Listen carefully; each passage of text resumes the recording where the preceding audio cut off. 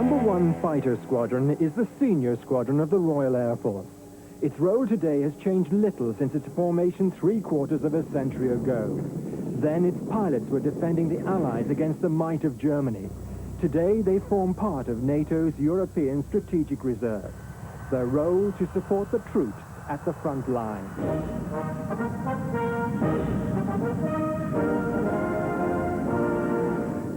The first really significant date in one squadron's lineage as a traceable unit was the formation of the Air Battalion of the Royal Engineers in February 1911. And the Air Battalion had two companies. Number 1 company, which had the balloons and the airships. Number 2 company had the aeroplanes. Then, when they formed the Royal Flying Corps the following year, in 1912, the number 1 company of the Air Battalion became number 1 Squadron of the Royal Flying Corps, which I think gives rise to this claim of ours that the lineage is traceable all the way back to the beginnings of British aviation. Michael Shaw was with the squadron from 1969 to 1971, at a time when the unit was converting to the world-famous Harrier, which proved itself so successfully in the Falklands campaign, its first real testing ground. The hallmark of number 1 Squadron is its teamwork. The role of the individual ace, as it were, was almost deliberately played down. And one, I think, was a squadron that has always tended to major on its teamwork, particularly at times like the Battle of France. But joining what was to become Britain's elite was not as difficult as you might imagine. They just asked you if you knew anything about engines. Strangely enough, I'd got a motorbike at that time, and all I knew about was my motorbike. So that was the reason I stepped forward, being of a very young age, of course. 92-year-old Maurice Boot from Colville in Leicestershire is a Royal Flying Corps veteran. He volunteered shortly after the formation of the RFC.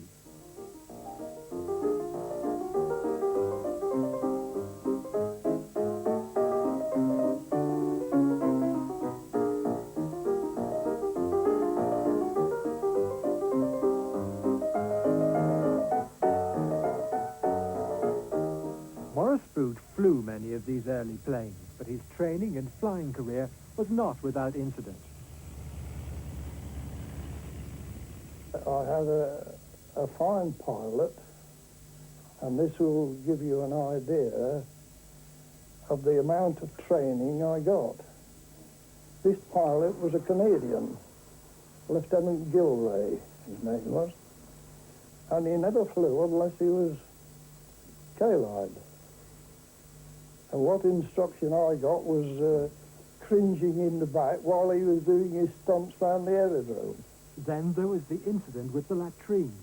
I remember on this occasion, flying a Morris Longhorn, the aileron that came up out the front got under the roof of this hut and took it with it, you see. And lo and behold, there was a gentleman sitting on the toilet, which was very amusing at the time. Of course, I didn't know, but then I learned that afterwards, you see. Then there was the brush with the barn. We had to land over the barn into the wind, of course. You always did. But whether it was a strong wind or what happened, or whether it was my misjudgment, I landed on the roof of the barn instead of on the ground.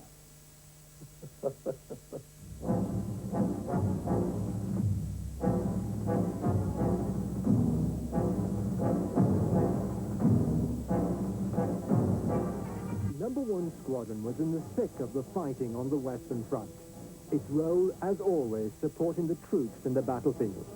Conditions were primitive and casualties heavy. Certainly in the days when they were employed as a reconnaissance outfit, they lost a lot of people on long reconnaissance over the line. But then fortunately for the squadron, it was designated as a scout squadron, what was today called a fighter squadron, in the beginning of 1917, and they've been employed in that role almost continuously ever since.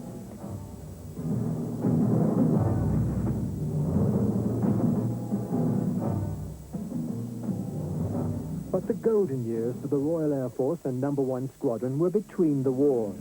It was a time of long summers, air shows and pageants. It was a new era of aeroplanes and a new breed of young men to fly them.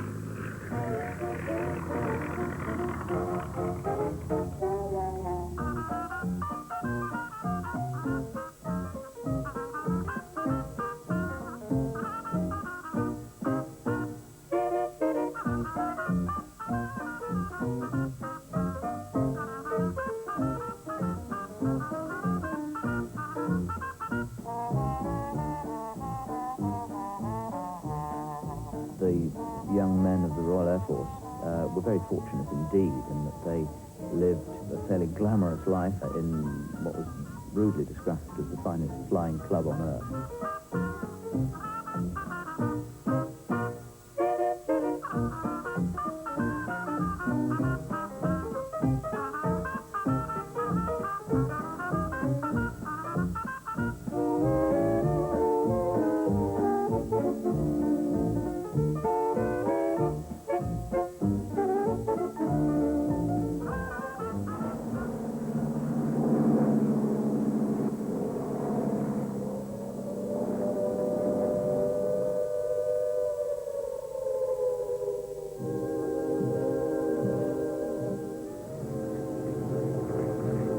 The outbreak of war, they were the very first unit to be mobilized and sent to France on about day 3 of the Second World War. By this time, of course, flying the Hawker Hurricane.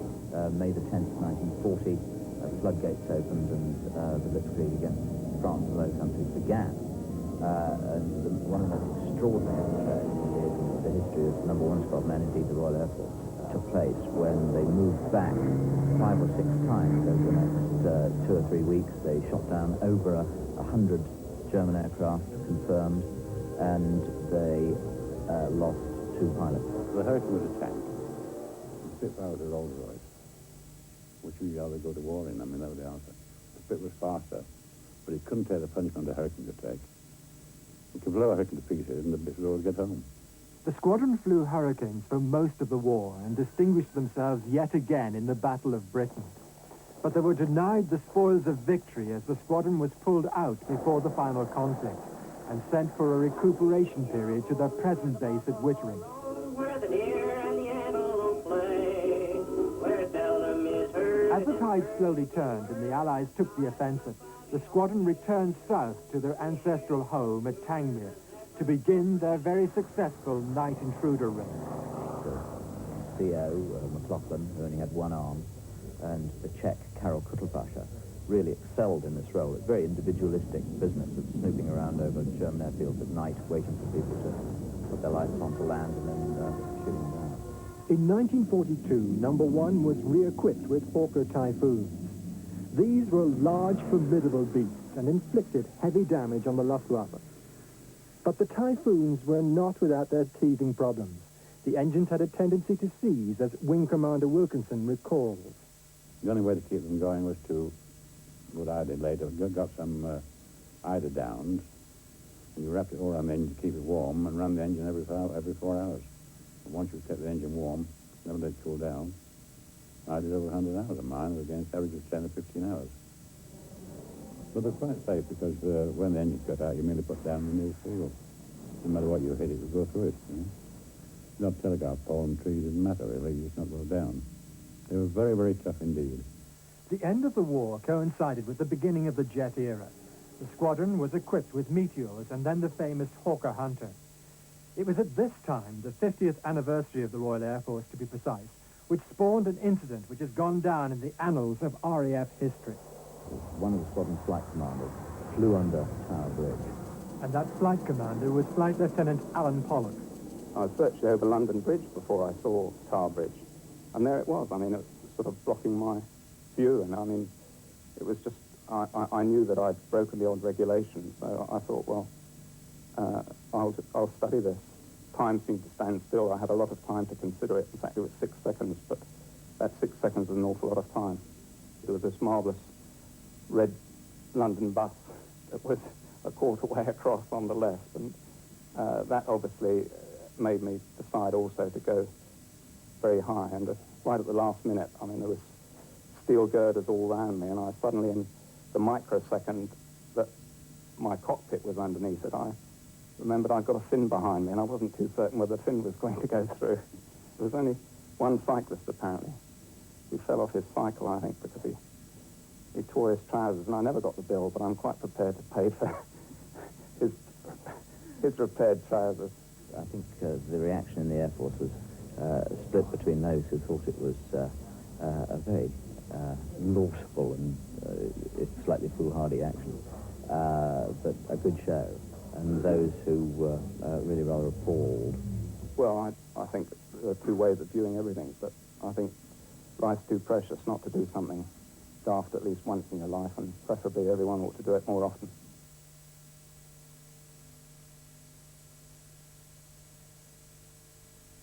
Now you can get a whole year's interest-free credit on Sony products. For any musculo-rheumatic pain, remember Radian V. It penetrates at the site of pain, radiating warmth, comfort and relief. In an ozone-friendly spray, rub or liniment, Radian V radiates relief.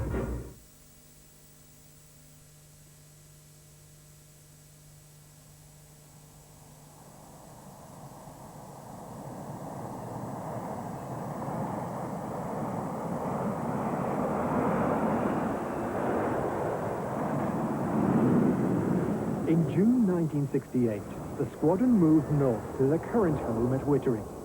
There awaiting them was the shiny new Hawker Siddeley Harrier. And for the second time in its history since the ballooning days, the squadron went vertical.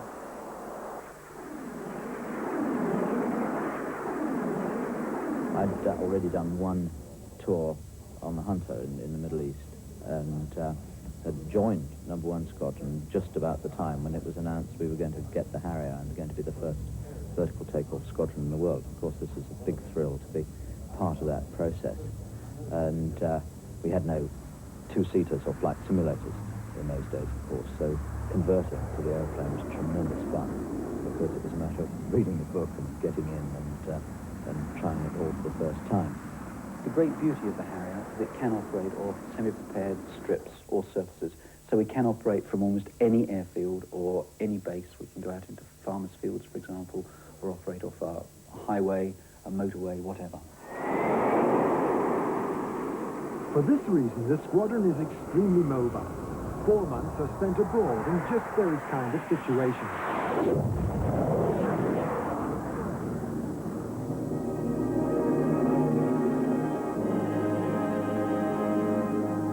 Popular exercise takes them beyond the Arctic Circle.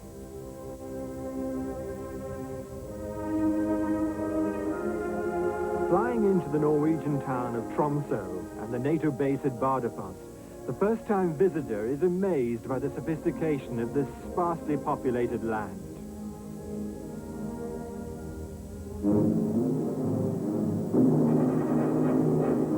The terrain is ideal for the sort of work the squadron could be required to do.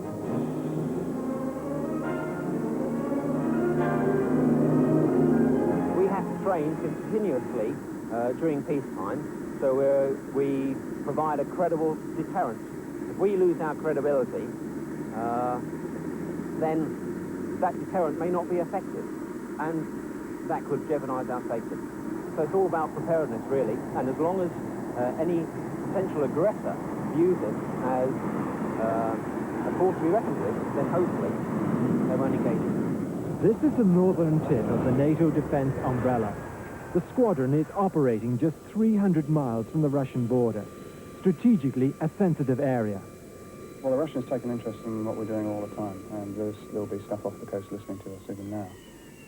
They do test the Norwegian air defences. It's slightly outside our sort of remit, if you like. So the F-16s and so on will launch in response to the Russians probing. So if they came in and buzzed you this time, what would you do? Get very excited, I think. Try and get some pictures of them like everybody else does. But we would react and see how they reacted, I suspect. On this occasion, the exercise is to knock out a ferry crossing. It gives the crew an ideal opportunity to seek out and destroy a typical target. But the people on board needn't be concerned. We've got a 16mm film camera which looks through the gun sight, and it records everything that you call up in the weapon system there. that gives you some indication of whether you've actually found the target and got into the right range before you release the weapon. But it's also important for the aircrew to practice with real ammunition. This is usually done on the many ranges back in Britain.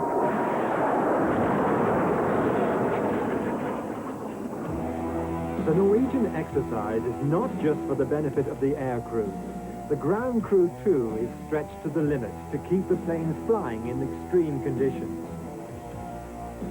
In Bardufoss, they store the aircraft in huge rock hangars, a legacy from the German occupation during the last war. It takes 40 ground crew to keep the 4 planes flying. Everybody is keeping watch on every person all the time they're outside. Limited periods outside. I don't really keep them outside for more than an hour and a half. And obviously clothing. Make sure they've got the correct clothing. A lot of medium weight woolen, big parkas, boots. Keep them out of the cold as much as possible.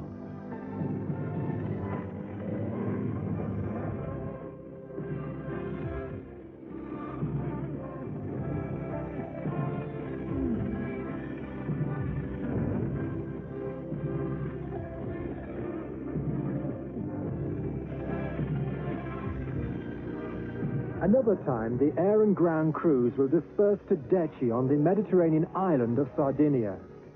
The contrast couldn't be more extreme. The temperatures are usually in the 90s, and here the Brits have a rare chance to take on the Top Gun Yanks. And guess what? The Americans play at being Russians. They even copy their tactics. The overriding feature of the aircraft itself strongly resembles what we think looks like the Mikoyan 21 aircraft that the Russians developed. And it's close to the Mikoyan aircraft, the MiG-21, in performance. For the purpose of this exercise, a special pod is fitted to the Harrier. It looks like a missile, and in a way it is. The system is called the ACMI and simulates on computer the complete combat or dogfight. The benefit of ACMI is exactly this. It reconstructs the fight for you. You know exactly what happened. Every detail of the fight is there. Every performance characteristic of the aircraft is there. The weapons envelopes are there. You can see exactly what happened. The facility is expensive, about £1 million per combat course. But number one's commander, Ian Stewart, thinks it's well worthwhile, particularly in training rookie pilots. Some of the younger pilots have learned some hard lessons, but it's right that they should learn it in an environment like this, which is a training one. The instrumentation of the range allows us to come back, as you've seen, and debrief very, very carefully. And there is no room for manoeuvre at all. If someone has made a mistake, then it stands out loud and clear. And they all know they've made a mistake. And that sort of training was invaluable when the squadron was called south to fight in the Falklands War in 1982. The squadron's participation in the Falklands War was magnificent. There's absolutely no doubt about that, and we were all very proud of what the inheritors of the squadron's tradition actually wrought down there. 6 of number 1's Harriers went down south on the deck of Atlantic Conveyor, and then were flown across to the deck of Hermes by 6 of the squadron's pilots. Many of whom had never actually even seen an aircraft carrier before in their lives, let alone landed on one. And over the next few weeks, they operated from Hermes and flew about 130 operational sorties onto the island, starting at about the time of the landings at San Carlos. We lost 3 of those 6 aircraft to ground fire, 1 to a blow-type missile, and 2 to anti-aircraft fire. But all 3 pilots managed to eject safely. 1 was taken prisoner, 1 survived by the skin of his teeth over Goose Green, having been shot down at 100 feet. And Jeff Glover, who now flies with the Red Arrows, was that only prisoner of war. Yeah, I don't know if that's anything to be proud of, actually, being shot down. Yes, I did get shot down on my first ground attack mission, and spent 7.5 weeks with the Argentinians as a prisoner. I knew the missile site was there, but it was a little bit closer than I was led to believe from our intelligence, and it blew the tail off. And Sea Harrier without tail doesn't fly very well. It went head over heels, and I jumped out almost instantly, but I reckoned I was upside down at the time, and indeed I think that ties in with what ground reports subsequently said, and parachuted into the sea. Ian Mortimer, whose executive officer still was number 1, was attached to the Navy and Sea Harriers at the time. But what did he feel on his first real mission? Petrified. I mean, the first thing I knew it was going to happen was when I was airborne, being vectored towards an Argentinian aircraft that was coming looking for me just as I was going looking for him. The training stood us in good stead. I think the major difference that I try and push very hard to the chaps here is the element of fear that you don't have in training. And like I say, petrified, I wasn't joking. We really were. And you had to overcome that and get on and do the job. If and when number 1 Squadron is called upon again to do the job, they'll be equipped with the latest version of the faithful Harrier, the GR5. It's a process of constant upgrading and improvement. The GR5 is a very different animal to the GR3, the new Harrier to the old Harrier. It's got much greater range, greater payload, it's got greater self-defense capability, and it's a much more advanced weapon generally than the GR3. But essentially, it does the same job. We still aim to support the Army, either at the battlefront or preferably further back. But with today's high technology, the question must be asked, is the human factor really necessary? Surely missiles would do the job better. Might be very efficient, be very boring for me, but I think personally that technology and the manned aircraft can live side by side. The manned aircraft gives you one thing that the unmanned aircraft will never do, and that's judgment. There are times, if you're having a blanket defense, when a machine can do the job, and you've got missiles completely surrounding you, and you just loose off at anything that it comes within your sphere of responsibility. But I think in the sort of wars that we may be faced with in the future, judgment's going to be a key factor, and that's when you need a man in the cockpit. And the other question is a moral one. How do the men, and mainly family men at that, equate the fact that despite all the glamour, they're trained to be killers? Anybody who joins the forces in a role like this should have clearly thought that through beforehand and decided that come the crunch, the decision is not theirs to make, it is made for them. We are trained to, sure, kill should we have to, kill machinery rather than men, is how we look at it. Our job is to stop tanks, stop them being brought to bear against our own forces, shoot down aircraft before they can come and kill our civilians. They're paid to do what I'm paid to do. They were trying to kill me, I was trying to kill them. It's not a nice world, but it happens to be true. If the government of the day, which after all is our master at the end of the day, if that decides that we are to go and do a job, we will go and do it. And I think we will do it very well. And if it came to the crunch, would you think twice? No.